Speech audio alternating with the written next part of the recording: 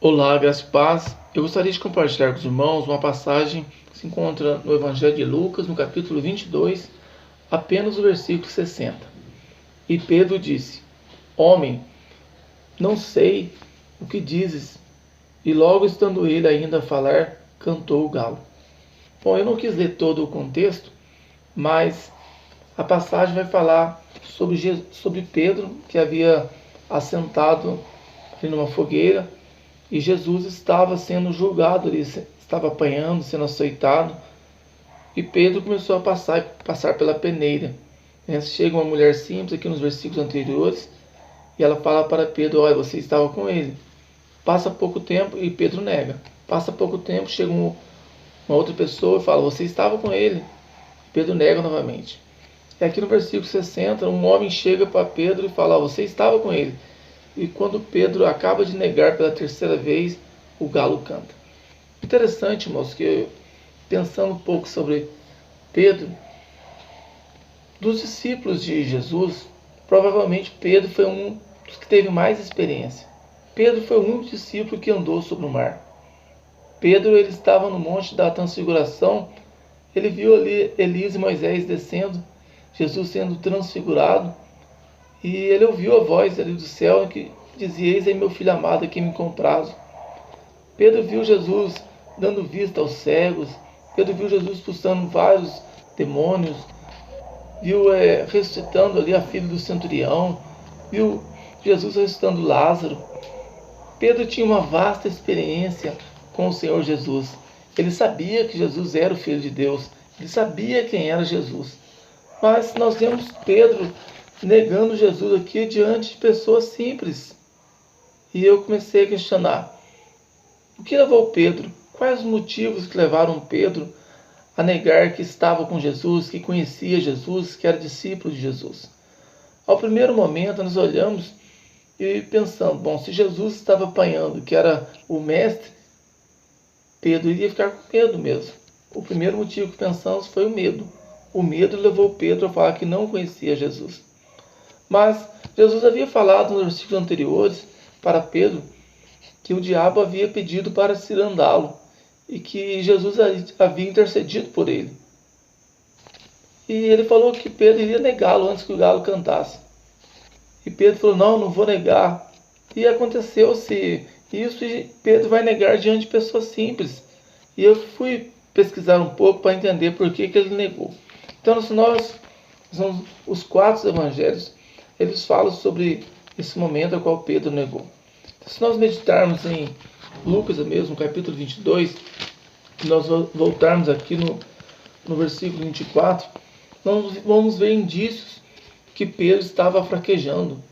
Pedro estava perdendo o foco, perdendo a visão. Nós vemos algumas atitudes de Pedro que mostram que ele estava com uma visão errada do Evangelho de Jesus. Então nós vemos no Lucas capítulo 22, no versículo 24, vai dizer assim: e houve também uma contenda entre eles, sobre qual deles parecia ser o maior. Então nós vemos aqui que os discípulos estavam reunidos, e Pedro também era um discípulo, estava preocupado em quem era o maior. E ninguém é o maior no reino de Deus. Na igreja existem vários dons, existem vários cargos, mas o Senhor falou que todos são iguais. Paulo falou que é um corpo, todos são dependentes um do outro. Então nós vemos que o primeiro indício é que Pedro estava pensando em ser grande, ser o maior, uma visão errada. Depois nós vemos no versículo 31, Jesus dizendo assim para Pedro: diz também o Senhor: Simão, Simão, eis que Satanás os pediu para se andar como trigo. Então nós vemos aqui, era costume em Israel trocar-se o nome. Por exemplo, nós vemos que Abraão, antes o nome dele era Abrão. Depois ele trocou o nome dele para Abraão. Antes era pai exaltado, depois pai de uma grande nação. Nós vemos que Jacó, trapaceiro, quando ele lutou ali com o Senhor, o Senhor mudou o nome dele para Israel, príncipe do exército de Deus. E Jesus mudou o nome também de Simão. Antes era Simão, depois mudou para Pedro. E aqui nós vemos Jesus chamando Pedro de Simão. Então, Simão tipifica a carne, tipifica o velho homem. E o Senhor fala para ele: Simão, Simão, mostrando para ele que o velho homem dele, e quando a Bíblia fala uma palavra repetida, quer dizer que as coisas estão acontecendo mais rápido ainda. Então ele fala: Simão, Simão, eis que Satanás vos pediu para se andar. Jesus está falando: Pedro, a sua natureza carnal está levantando de maneira muito rápida. Cuidado, o diabo quer te se andar. Então nós vemos aqui que o primeiro motivo, Pedro estava preocupado em quem era o maior, quem era o mais importante. Depois Jesus adverte ele: olha, sua natureza carnal está levantando muito rápido. Segundo motivo. Depois nós vemos aqui também, em Mateus 26, 33,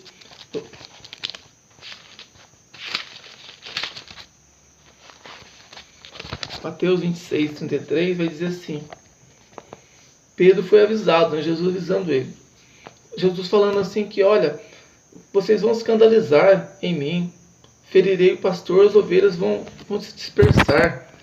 Aí Pedro vai responder para Jesus assim: mas Pedro respondendo disse: ainda que todos se escandalizem em ti, eu nunca vou me escandalizar.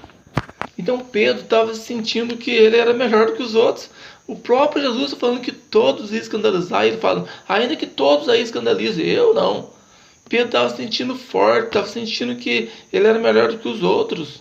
Nós vemos assim disso aqui também. Depois nós vamos ver em Mateus 26, aqui no versículo 40, diz assim: Jesus havia levado seus discípulos ali, conforme costume, no Monte da Oliveira, para orar. Nós vemos aqui no versículo 40, Jesus vai orar, e quando ele deixa os discípulos e fala: e voltando para os seus discípulos, os achou adormecidos, e disse a Pedro: então nem uma hora você pode vigiar comigo? Certamente Jesus não levou eles no monte para dormir.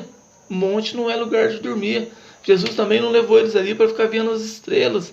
Levou eles para orar. Então nós vemos, e Jesus vai voltar para Pedro e fala: olha, será que você não pode orar nem uma hora comigo? Jesus levando Pedro para orar, e Pedro, em vez de orar, estava dormindo. Então nós vemos um outro indício, que Pedro estava com uma visão equivocada das coisas. Pedro estava levando a obra mais ou menos, e nós não podemos levar as coisas de Deus mais ou menos. Nós não podemos perder a nossa visão, perder o foco. Nós podemos acontecer isso com a gente. E Pedro estava perdendo aqui o foco, nós vemos aqui. Depois nós voltamos lá no Evangelho de Lucas. Lucas 22, 45. Vai falar sobre a mesma passagem. Vai dizer assim, ó: e levantando-se da oração, né, Jesus falando o mesmo fato. Jesus, levantando-se da oração, foi ter com os discípulos, e achou-os dormindo de tristeza. Jesus havia rasgado o verbo ali com eles, contado o que ia acontecer, que ele seria passado por um martírio. E os discípulos, eles haviam entendido tudo errado. Eles achavam que Jesus iria restaurar o poder de Israel. Eles achavam que Jesus ia estabelecer um reino ali. Mas não era conforme eles pensavam, nem conforme eles imaginavam. Então eles estavam tristes e começaram e dormiram. Irmãos, Jesus falou que nesse mundo nós iríamos passar por aflições. Nós passaríamos, que haveria dias maus. Paulo escreve sobre isso. Mas não adianta ficar dormindo de tristeza. Nós temos uma passagem, por exemplo, quando Abraão mandou Agar embora. Ela foi com seu filho ali, Ismael. Chegou uma hora que acabou a água e acabou o pão. E Agar começou a chorar, colocou o menino a 30 metros de distância e ficou só chorando. E de repente um anjo chega e fala: olha, eu vi por causa da oração do menino. Os dois passavam pela mesma adversidade, mas um só chorava, o outro orava. E o anjo não veio por causa do choro, veio por causa da oração. Em momentos de tribulação, de dificuldade, nós temos que orar. É lógico que nós somos humanos, e às vezes nós vamos chorar mesmo, mas a Bíblia diz que há um tempo para todas as coisas. Há um tempo de chorar, há um tempo de sorrir. Não podemos ficar tristes e ficar chorando a vida inteira. Temos que tomar posição, levantar nossa cabeça e tentar continuar a nossa vida, crendo que o Senhor sempre faz o melhor para nós, ainda que no momento nós não venhamos a entender, mas todas as coisas concorrem para o bem daqueles que amam a Deus. E se nós amamos a Deus, ainda que nós não temos resposta para todas as nossas perguntas, nós temos que crer que o Senhor está no controle sobre tudo e que tudo é o melhor para nós. E um dia nós vamos entender que sempre o Senhor esteve no controle e sempre foi o melhor para nós. E depois nós vemos em Lucas 22:50, nós vemos no versículo 22, versículo 50, nós vemos que transcorre aqui a história. Judas, ele vem liderando o povo ali para prender Jesus, e um deles ali pega a sua espada e tenta defender Jesus na carne. Lucas vai falar que um deles feriu o servo do sumo sacerdote e cortou-lhe a orelha direita. Mas se nós formos olhar em João, no capítulo 18, no versículo 10, o evangelista João vai dizer que esse um era Pedro. Pedro tenta defender Jesus ali na sua carne, com a sua força. Mas não adianta. João vai dizer isso. João 18:10.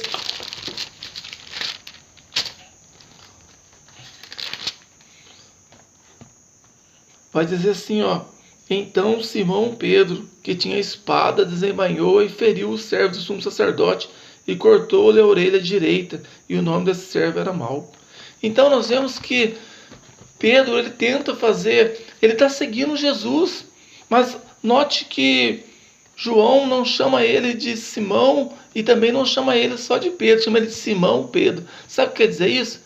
É um homem tentando, Simão, a carne, Pedro, seguindo o Senhor no Espírito. Um homem tentando fazer a obra de Deus na ótica da carne, e dá tudo errado. Ele tenta defender Jesus na sua carne, na hora de orar, não ora.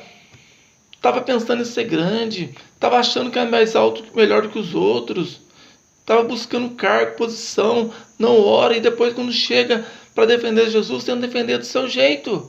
Ele vai e corta a orelha de Malco e dá tudo errado, porque nós não podemos fazer a obra de Deus na carne. O que acontece se nós fizermos na ótica da carne? Nós vamos ferir e atrapalhar. Foi o que Simão Pedro fez. Ele cortou a orelha de Malco, Jesus teve que parar, colocar a orelha de Malco no lugar e consertar. Em vez de ajudar, atrapalhou. Nós não podemos fazer a obra de Deus na carne. Por isso nós temos que orar e buscar o Senhor e fazer na ótica do Espírito. Fala, Senhor, me dá direção espiritual, me ajuda a ministrar a tua palavra no Espírito.